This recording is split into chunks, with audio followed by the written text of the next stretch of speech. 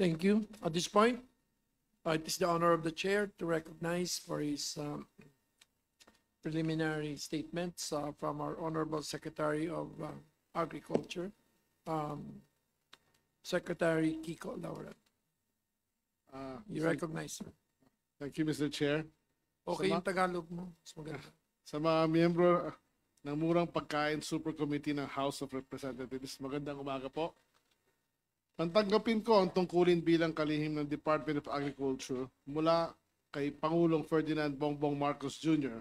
Malinaw ang kanyang utos, dagdagan ng ani mula sa sakahan at pagkain, siguraduhin sapat ang pagkain at itaas ang kita ng mga magsasaka, mangingisda at iba pang mga sektor sa agrikultura. Kapag mataas ang produksyon, dapat bumaba ang presyo ng pagkain, lalo na ang bigas. Pero may mga limitasyon ang ating kakayahan sa DA. Dati may kapangyarihan ang National Food Authority na magbenta ng bigas sa mas mababang halaga. Naalis ito nung ipasa ang Rice Tariffication Law noong 2019. Humiling kaming maibalik ito at ang kapangyarihan na ito sa NFA. Pero kahit ito ay suportado ng Kongreso, hindi ito pumasa. May ilang matindi ang pagtutol sa panukalang ito.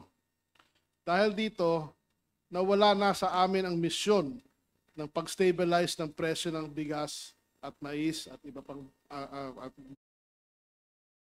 bigas at mais. Sa halip na makatulong ang NFA sa pamamagitan ng timely intervention para pagpapaba ng presyo ng bigas, ay nagiba ang building o foundation ng NFA.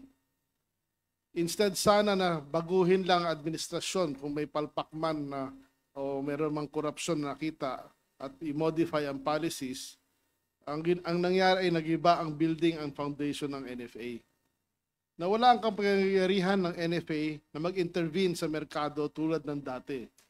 Kasabay nito, nawala din ang kapangyarihan ng DA na kontrolin at stabilize ang presyo ng bigas.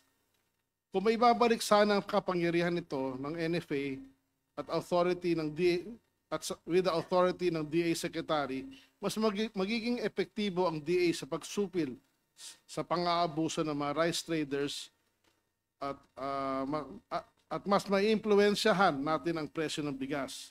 Sa ngayon, ang nangyayari sa amin ay para kaming lumalaban ng isang kamay namin ay nakatali sa likod. Ginagamit din namin ang kadiwa ng Pangulo at Food Terminals Incorporated para magbenta ng murang bigas. Dinadala namin ang kadiwa kiosk sa palengke at train stations tag-umpisa ito noong nakaraang linggo. Pero mabilis pa rin maubos ang supply.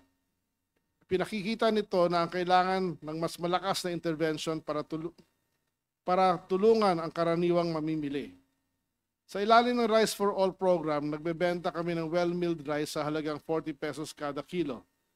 Hindi po ito subsidized. May kita po tayo na ang FTI na 2 piso bawat kilo para hindi malugi ang programa. Para sa mga retailers, mas kaya nilang magbenta dapat ng 42 to 43 pesos per kilo. Dahil may mas mataas na silang gastos, naintindihan namin ito. Sa pagbababa naman ng taripa ng bigas, hindi sang-ayon noong umpisa ang DA. Ang kita mula sa taripa ay magagamit sana para sa Rice Competitive Enhancement Fund. Pero ito naman ay nagawa naman ng paraan at may garantiya ang ating gobyerno na yung 30 billion every year ay may bibigayan base sa bagong RTL natin. At buti na lang at malawak ang pananaw na din ng ating Pangulo at alam niya na mas marami ang mahihirapan kung mataas ang presyo ng bigas. Consumer din ang ating mga magsasaka at mga mangingisda. Kung hindi po ibinaba ni Pangulong Bongbong Marcos ang taripa mula 15%, taripa sa 15% mula sa 35%, mas mataas pa sana ang presyo ng bigas ngayon. Kahit bumaba ang global price sandali, bumagsak naman ang halaga ng peso laban sa dolyar. Nag-offset ito ng pagbaba ng international prices. Ngunit ngayon, ang nabanggit ko kanina sa ating executive session, tumaas na ulit din ang dollar price ng bigas galing sa Vietnam. Kaya isang magiging problema din ng konti ngayon yan. Sa ngayon, pinapangako ng Department of Agriculture sa utos ng Pangulo na gagawin namin ang lahat ng makakaya para mapababa ang presyo ng pagkain, lalo na para sa mga mahihirap. Ngunit umaasa rin po kami sa tulong ng Kongreso. Kailangan namin ng mas maraming kakayahan para masolusyonan ang mataas na presyo ng pagkain. Kung pwede, alisin ang mga limitasyon na pumipigil sa amin para magawa namin ang aming trabaho ng buo at walang balakid. Maraming salamat po. Mr. Chair, may I just seek clarification? Thank you for that statement, Secretary Kiko. You made mention that the Kadiwa Rice for All program is 5% broken, binibenta at 40 pesos. 25% broken, Mr. Chair. At 25, okay. Thank you, thank you. Thank you very much, Honorable Secretary. Magkano na ba ngayon ang presyo sa pandaigdigang kalakalan ng bigas? Ano yan, 5% Vietnam? What is the index price? Today's data shows na meron ng may 5% broken, sir, no? Thailand may 550, may 580. Sa Vietnam naman, ang pinakamahal, Mr. Chair, is yung DT8 at $700 per ton na. So CNF Manila. wala na yung 500. Wala nang, halos sa Vietnam, wala nang 500 landed. Wala na. May pumasok budget na bagong at magkano yung presyo? Yung pinaka-latest pumasok sa customs. Ang declaration pa rin po sa customs, Your Honor, yung latest na pumasok is for December it's 0.49 po. May mga 0.5 pa rin po na So 500. 500, yes. Anyway, forward-looking naman yung kay Secretary. Yes, sir. We'll look into that also, Your Honor, the information coming from the Secretary. So at this point, I would like, of course, the committee will benefit from the wisdom of its members. We already have 7 lining up to make questions, and may I recognize one of the wisest congressmen, Congressman Horacio Swenson.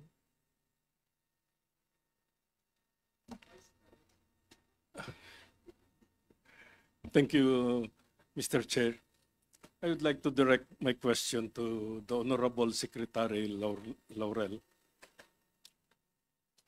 Ang plano ng committee na ito, super committee na ito, ay ibaba ang presyo ng mga pangunahing bilihin na mga commodities. Isa ito ay ang bigas. According sa iyo, according to your estimate, Mr. Secretary, magkano dapat ibenta ang locally produced rice at saka yung imported rice sa palengke?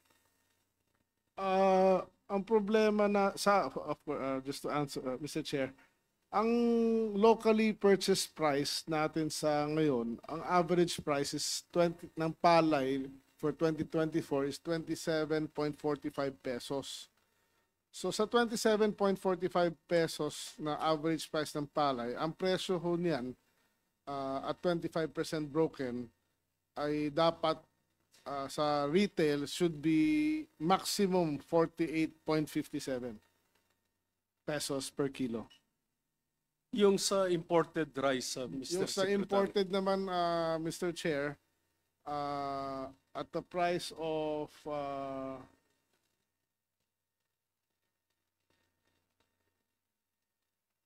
at the price of 550, dapat dyan, retail 42 pesos, Mr. Chair. So, base sa data na binigay mo, Mr. Secretary, makikita dito sa committee na ito na masyadong malaki ang profit margin ng mga retailers. Kasi according sa iyo, dapat mga 48 lang or 45 to 48 pesos ang presyo ng bigas. binebenta nila ngayon sa palengke, according sa survey namin, mga 55 to 60 pesos. So, ang tanong, Mr. Secretary, meron bang authority ang DA na i-monitor at i-apprehend ang mga nag-overprice ng bigas? Mr. Chair, sa ngayon nagmo-monitor kami at we agree with the figures na sinasabi ninyo na ang tingin ko dapat ang presyo ng bigas ngayon is from 42 to 49 max na yun, o 48.50. I agree with Mr. Chair na bakit may 50 pa ang nga 60. Hindi na tama yun eh. Unfortunately, wala kaming powers to catch anybody sa merkado dahil wala kaming enforcement for that, Mr. Chair. Tinanong ko po yon, Mr. Chair, kasi ang focus kasi ng mga taong bayan ay sinisisi ang DA. Akala nila na ang NFA pa rin ang may power to monitor all the retail prices sa palengke. Yun pala, according sa mga conversation natin kanina, ang power pala to enforce the retail prices or monitor and enforce yung tamang presyo ay ang DTI. So ang tanong dito, Mr. Chair, ano ang ginagawa ng DTI para makontrol ang retail prices ng bigas sa palengke? May I solicit an answer from the representative of DTI? Mr. Chair, malinaw po sa Price Act na pagdating po sa presyo, may 3 pong implementing agencies. Sa DA po, Agri. Ang DTI po yung mga tinatawag natin na manufactured basic necessities and prime commodities, DOH po sa gamot. So pagdating po sa enforcement, meron po talaga kaming enforcement power, pero only for those that are under our jurisdiction, which are yung manufactured BNPCs nga po, katulad po ng sardinas, instant noodles, kape, asin, ayan mga bagay na yan, Mr. Chair. Ang ibig sabihin, Mr. Chair, yung bigas ay hindi hawak, hindi kontrolado ng DTI? Sino ngayon ang nagkokontrol ng presyo ng bigas sa palengke?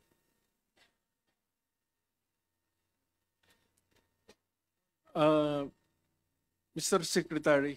Mr. Chair, yung tungkol sa Price Act na nabanggit ng ating colleague from the DTI, it can only be triggered if there is a spike of more than 10% from the previous month. Unfortunately, walang ganung pangyayari. So wala rin, while that tool is available to us, but there are rules in order to activate that rule. And pangalawa, may problema sa funding nun. Wala ring funding yun. Even if we are able to legally activate it, wala ring pondo, Mr. Chair.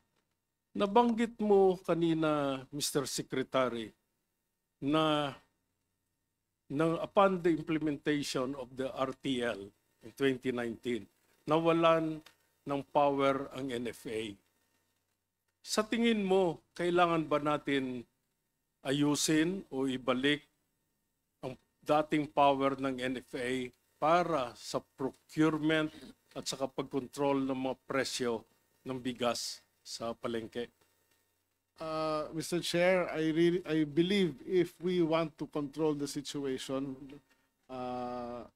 mas magandang maibalik lahat ng powers ng NFA.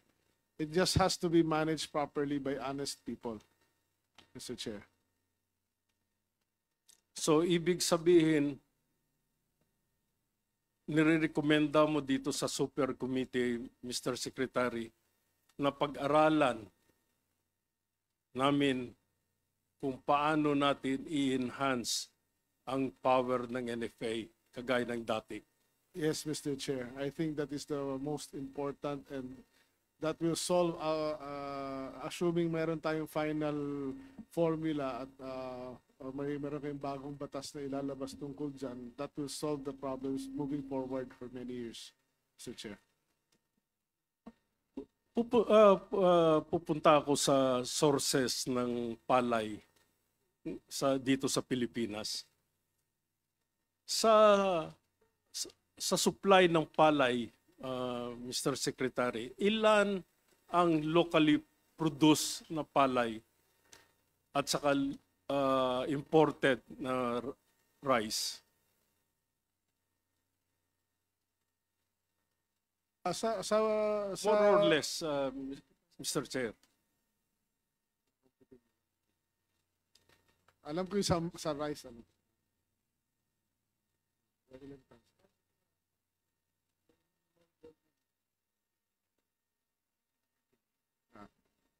The 78% of our rice is we produce locally. It's about 13 million tons. Ang requirement natin na total almost 16 million per year tons of rice. So, ibig sabihin, Mr. Secretary, 3 million tons lang ang inaangkat natin as imported rice. I believe we need, sorry.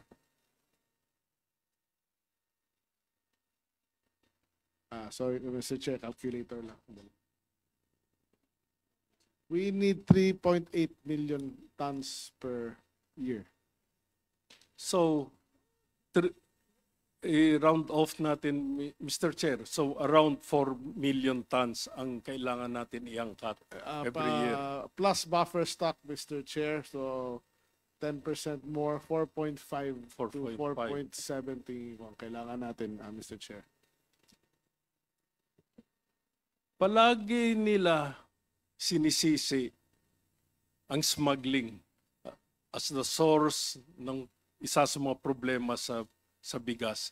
Sa tingin mo, Mr. Secretary, Mr. Chair, meron pa bang smuggling of rice sa Pilipinas ngayon? Mr. Chair, I would state that pag-upo ko last year, medyo marami pa. Sa ngayon, tingin ko most of it has been solved. But of course, meron pa rin baka pa-konti-konti dyan. But large-scale smuggling, I can honestly say na halos wala na yung large-scale, Mr. Chair. Dapat lang, Mr. Chair, kasi yung tariff duty binaba na ni Presidente from 35 nagiging 15. Tapos anybody can import rice. So siguro wala na rason para mag-smuggling. Sa punto na 70% ang locally produced rice. 78, Mr. Chair. 78%. Ano kayang cost kung bakit mataas pa rin yung cost of production, Mr. Secretary? Well, ang cost of production, basically the main problem is fertilizer. Kung titignan natin ang seed procurement natin or seed prices, the seed prices over the last 5 years, hindi naman tumaas eh. Halos hindi gumalaw for hybrid. Yung inbred, nagtaas kami ng konti lang this year, but very minimal. It's the fertilizer talaga, Mr. Chair, ang problema. Noong 2021, ang presyo ng fertilizer is only 700 pesos per bag. Umabot siya ng 3,000 pesos per bag nung height of the initial year of the Ukraine war, especially in the second year. Ngayon bumaba na to 1.5, pero it's still double than what it was in 2020. More than double than what it was in 2021, Mr. Chair. Wala ba tayong pwede gawin na intervention para bumaba yung presyo ng fertilizer, Mr. Chair? Well, one is to produce our own compost, no? At meron nga tayong programa sa ating DSWM, sponsored by Senator Cynthia Villar sa composting machines. So, malaki yung budget doon and we want to operationalize this para bibigay sa farmers in an effective way para magamit talaga, and it should bring down, it should help with the cost of fertilizers, Mr. Chair. Yung Kadiwa stores nyo, Mr. Secretary, isa sa mga laudable activities na ginawa ng DA. Pero sa tingin namin kasi, kukunti pa lang. Kaya ba ng DA na lagyan ng Kadiwa stores ang bawat munisipyo dito sa Ah, Pilipinas? Yes, sir. Kaya. We just need time and we need the funds to do it. The main challenge of the Kadiwa is not the supply.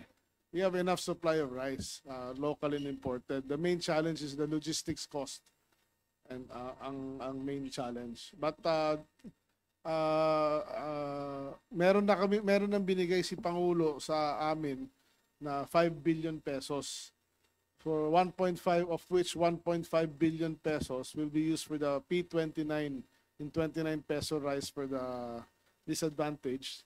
Then the 3 billion will be used for the rice for all, para i-launch namin nationwide yan, to sell at 40 pesos and hopefully 39 pesos per kilo. And the 500 million will be used for rehabilitation of warehouses and for logistics. So that the funds is not coming to us very soon, and yung parang policy guideline on how to use it, Mr. Chair. Thank you. Mr. Chair, nakakatuwa to si Secretary Kiko kasi may plano siya para ibaba talaga yung presyo. Kasi pag binaba mo yan sa Kadiwa ng 40 pesos, lahat na mamimili ng bigas pupunta dyan. So mapipersa ngayon ng mga retailers na ito na magkukumpit sa presyo. So siguro bababa na rin yan ang presyo sa palengke. Ang tanong ko lang, last question, Mr. Chair. I came from the district of Sultan Kudarat. Puro bundok kasi ang distrito ko. Ang mga tinatanim nila na bigas, yung tinatawag na sahod ulan, once a year. May programa ba yung DA para dyan? Mr. Chair, definitely marami pa tayong lupa na pwedeng taniman ng bigas na may 3% slope or higher. Yung nga yun, ang problema doon is it is unirrigated. So kung ma-irrigate natin yon, especially with drip irrigation, even for rice, I think we can do double cropping. And ang estimated na total area ng upland area na hindi pa natin natataniman o hindi na masyadong nagagamit or underutilized nga is about another 1 million hectares. So malaking bagay yun, sir. So we plan, meron tayong mga pilot project to put solar irrigation doon sa mga lugar na yon. Para and one of the targets is we will be putting 300 million for 2025 sa rice terraces area natin sa Banawe. Thank you. Thank you, Mr. Chair. We'll reserve my other questions sa second round. Thank you, Mr. Chair. Mr. Chair, may I just briefly interject, ano? Mr. Secretary, kasi very perennial na, no, yung ako sa experience ko 6 years. It's always DTI saying it's DA's job, DA saying DTI yan. So, can you point us to the right direction? Mr. Chair, I'm willing to, the DA is willing to take on the job. We just need your support. Yes, in yes. allowing- And giving this us is the power, perfect Mr. Chair. venue for that, Mr. Secretary. So baka pwedeng what law needs to be clarified? Is there a new law that we need to pass? Please prepare it in a position paper, as well as the staffing pattern that you will be needing in the enforcement group. Thank you. That is a very welcome remark, Mr. Chair. Yes, And, thank you. Very important sa amin yan. Salamat sa inyong suporta. Halaga lang ano na matuldukan na natin to, and then at least we owe this to the consumer, di ba? We will rush it So, before Christmas. Yes, please, thank you para matulungan natin yung committee. Best effort.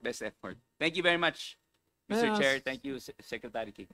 Mr. Chair, just to add lang sa FDA, the FDA and DA now are working on an MOA na for joint operations to address yung smuggling.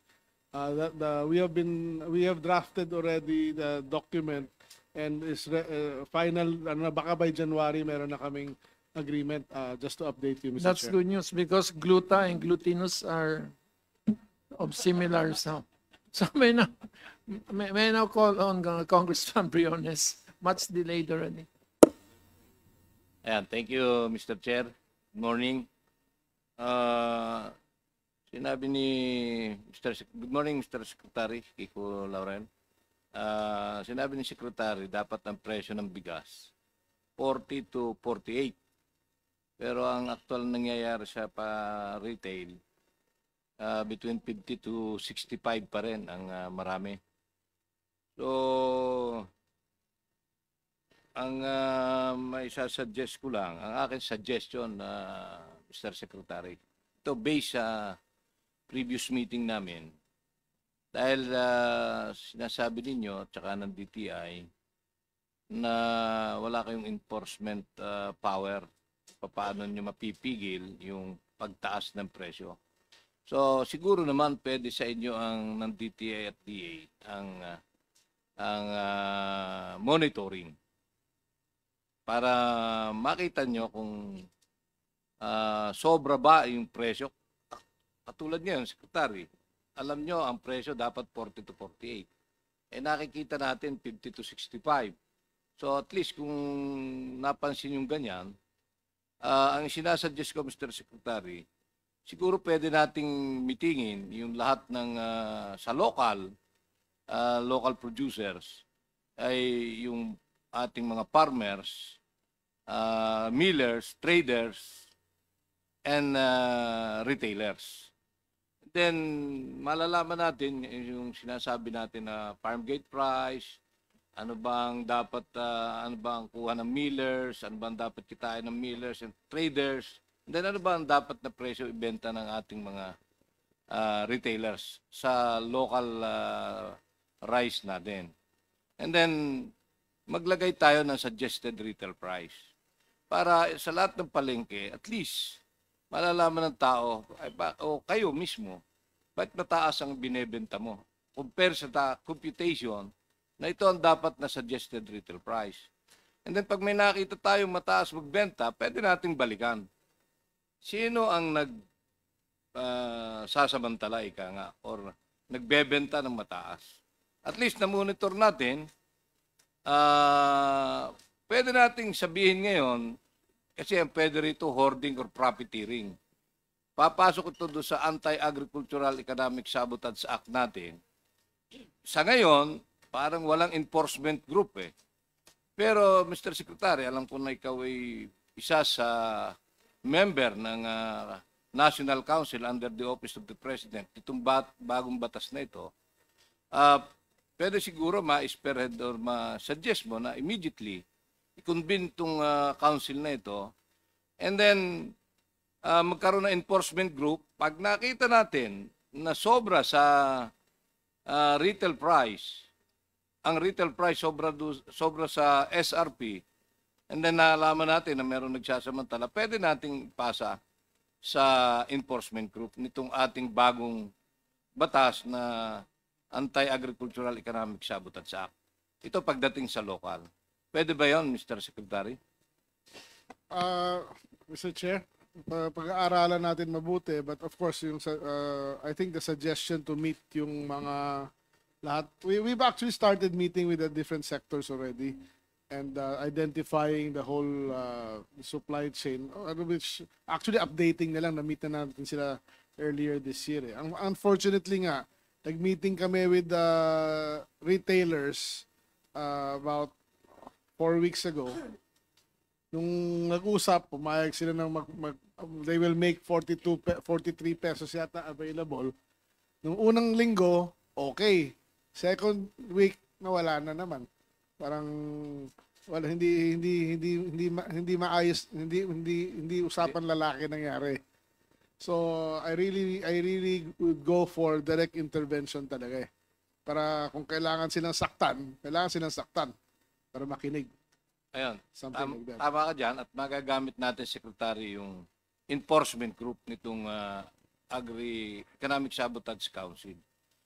Pagdating naman sa importer, yung imported na rice, ganun din ang gawin natin. Importer, wholesaler, traders, retailers, usapin ano ba ang tamang mga markup, and then maglagay ng suggested retail price. So, more or less, malalaman natin kung sumosobra yung ibinebenta sa retail or sa supermarket ng presyo ng bigas. And then, pag meron sobra, balikan din.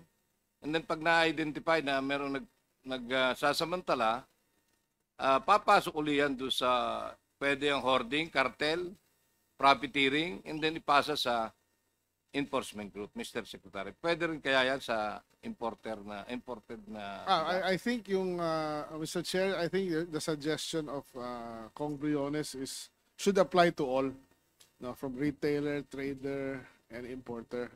Kung sino ba nang hindi sumunod sa usapan, eh dapat talagang ma-penalize. Dahil hindi na maganda yung nangyayari. Thank you, Mr. Chair.